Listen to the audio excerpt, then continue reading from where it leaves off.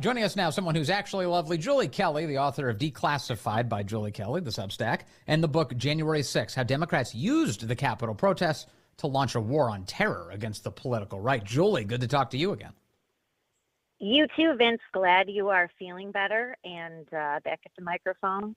And you're so sweet. Doing your thing. Thank you. I'm so glad to be back here doing this and talking to you. This is interesting footage to me because it is true. She does seem to, quote, take responsibility. The way she's saying it, though, is almost like she's being the hero. I'm falling on the sword. Fine, I'll take the responsibility for the National Guard not being here. But based on your reporting, she really does deserve the blame, doesn't she? She does. And Vince, I'll be honest, I really don't know what to make of that clip because we see Nancy Pelosi doing this whole performance during the entire day. Her daughter, the documentarian, is filming it. You recall before the joint session, she's in her office threatening that she's going to have Donald Trump arrested for trespassing and she's going to punch him out, right? She's going to punch him out. Yeah. And then all of a sudden we see this and we see kind of this performance at Fort McNair between, her and Chuck Schumer, this tough talk and we need a tweet by the president, et cetera. So I don't really know what to make of that because Nancy Pelosi in almost 3.5 years has never accepted responsibility for any facet of January 6th, even as critics such as myself and others directly pointed the finger at her because her sergeant at arms, along with Mitch McConnell's sergeant at arms, make up most of the Capitol Police Board.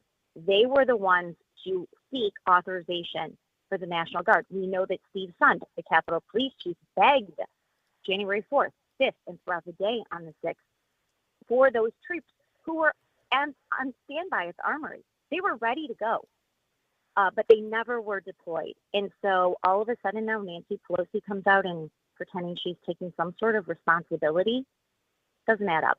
Yeah, no, not at all. And as you point out, the Capitol Police Chief at the time, Stephen Sund, over the course, I believe it was 6 times, attempted to request over the course of days assistance from the National Guard, and it never came. He was turned down by the House Sergeant at Arms, Paul Irving, who works directly for Nancy Pelosi. Paul Irving said that he wasn't comfortable with the, quote, optics of bringing in the National Guard, and so this is basically when you have the House Sergeant at Arms saying, no, we're not going to do that. That's as good as Nancy Pelosi saying that.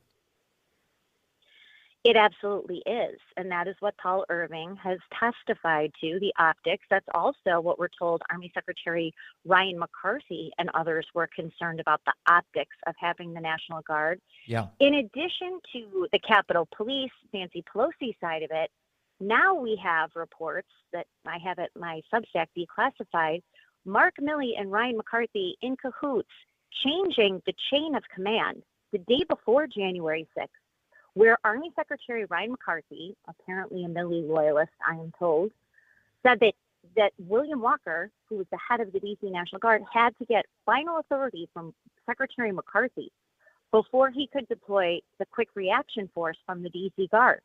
William Walker has testified, number one, he didn't hear from Ryan McCarthy or get authorization until after 5 o'clock. Now, almost all of the violence was over by then. You had National Guard from other states. You had all sorts of law enforcement there. But also that this chain of command was highly unusual, and he had never seen that sort of modification. What does Mark Milley have to do with any of this? Mark Milley was the chairman of the Joint Chiefs of Staff. The Joint Chiefs, by practice, are not actually a part of a chain of command at all. They report to the president. They're advisors to the president, but they wield no power over these guys. Mark Milley, by his own confession, because as you know, he is a megalomaniac, he has admitted numerous times that he violated posse comitatus, which is federal law prohibiting the military from being involved in domestic law enforcement, with a few exceptions. Mark Milley, as the chairman of the Joint Chiefs of Staff, has nothing to do with how the D.C. Metro Police or Capitol Police were going to protect the Capitol or not. He has admitted, too, that he was on these high-level phone calls with DOD, with DOJ, with DHS, Capitol Police, who were discussing intelligence that they had leading up to January 6th about potential violence. And at one point, someone points out to Chairman Milley, you're not supposed to be involved in domestic law enforcement matters. Like, kind of chiding him. This is in one of the transcripts. But he admitted he was surveilling the Proud Boys. Why are you have troops overseas? You have tense situations that he was creating himself. We know that he admitted his counterparts in places like China, reassuring them Donald Trump would not start any, sort of conflict in his last weeks in office. I mean, this man is a straight up traitor. This is, again, he is not.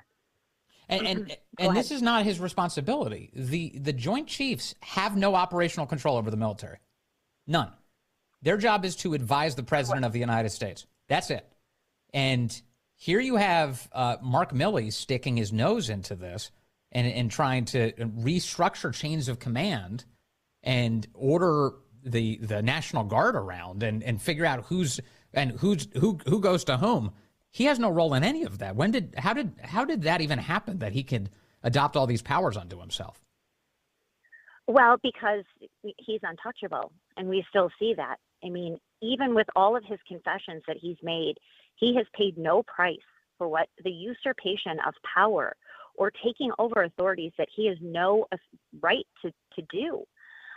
Recall that he issued a statement a few days after January 6th calling that day an insurrection. Why are you weighing in on what is a political matter? Even if you view it as a law enforcement matter, you have no right to do that. He was in communication with Susan Rice before January 6th, Robert Gates, Chuck Schumer, all of the same people in deep state and the bureaucratic apparatus, the regime, who spent almost a decade trying to prevent Trump from taking office and then getting him out of office. So there's a lot more to learn. And here's the kicker, Vince. He took all of his records related to January 6th, and after that day, he classified them at the highest level. So no one can touch them unless President Trump wins re-election and orders the immediate declassification of all of Mark Milley's dirty fingerprints on January 6th. I want to play some more audio for you. This is testimony before Congress by Lieutenant Colonel Earl Matthews. He was a colonel who was the top lawyer for the D.C. National Guard during January 6th of 2021. And here's what he's saying about Army officials and why the National Guard was not deployed on January 6th. Colonel Matthews, same question for you. Do you believe that deployment of the D.C. National Guard was delayed? Yes, sir. I believe that it was a result of an overcautious, reluctant, hesitant, facilitating leadership. And I think they were concerned about the optics, the political optics of a military presence here. And I don't think they trusted the commander-in-chief. And I think that was because of our senior-ranking military officer who was making disparaging remarks about the president to them. Yeah, and speaking of the commander-in-chief, then at the time, President Trump, he's been pretty clear that he offered National Guard support ahead of January 6th to the Capitol. Additionally, it's not just Nancy Pelosi who's turned down National Guard, Julie Kelly, but the mayor of D.C., Muriel Bowser, was eager to not have National Guard in the streets of D.C. For January 6th, and she was pretty clear about that at the time. She was, and in fact, we still have the memo where she authorized or requested only about 340 National Guard's troops to help with traffic control because, of course, so many streets were shut down. So they were basically deployed to certain areas around the Capitol and around the city to, help pedestrians, probably direct them to the Capitol. No, I'm just kidding. Those are decent men. They wouldn't do anything like that. But, and Ryan McCarthy, again, at D.C. Mayor Muriel Bowser, a hard left Democrat, at her office the afternoon of January 6th, preparing a press conference with her. Why would Ryan McCarthy, the Army Secretary, be with the mayor of Washington, D.C. instead of at his post or at the Capitol Police Center where they were monitoring all of this, or at the Department of Defense? Why was he with the mayor of Washington, D.C., unreachable by Earl Matthews, who you just heard, and his boss, William Walker, until after 5 o'clock? Well, in retrospect, as a political matter, it seems pretty obvious why they would not want the National Guard there, because if they could limit the number of deterrents, and the more they could kind of whip the crowd into a frenzy, the more they could exploit it politically in the years ahead. And that's definitely what they did. It absolutely. And I've been saying this since the beginning, and a handful of others, and this is why I'm so grateful for you covering my work, is that when Mark Milley talked about Donald Trump wanting a Reichstag fire sort of event, it actually is Mark Milley and others. And of course, people have described January 6th as our own Reichstag fire, where then it was used and weaponized against opponents of the incoming regime. And so this is why Nancy Pelosi now is back on cable news and MSNBC and talking about, we have to restore the narrative of January 6th. This is dangerous. People were killed, et cetera. They see this completely being shredded.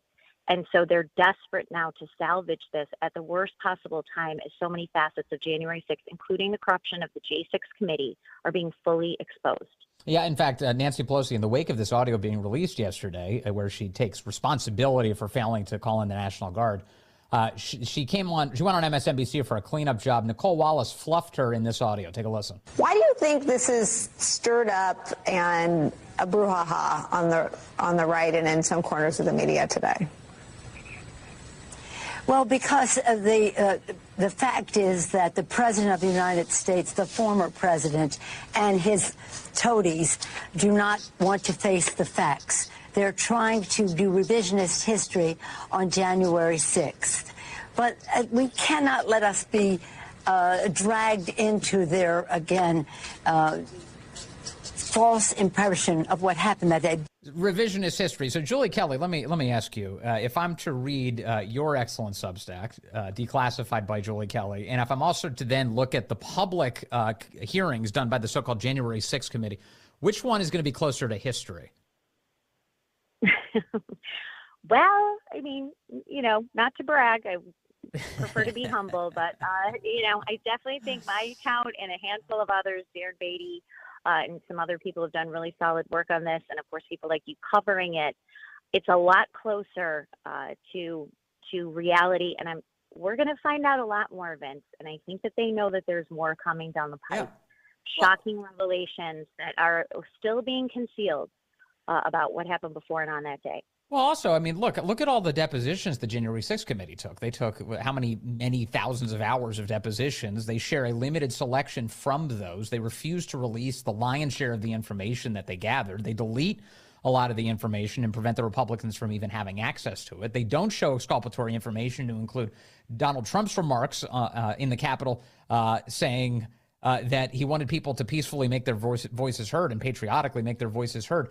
It is pretty clear, a hatchet job. And here you have Nancy Pelosi suggesting that it's Republicans who are trying to advance revisionist history when she's the very person who presented revisionist history in the first place. So you have a January 6th committee that hides all of the real evidence and a Julie Kelly Substack that presents it. Do I have that right?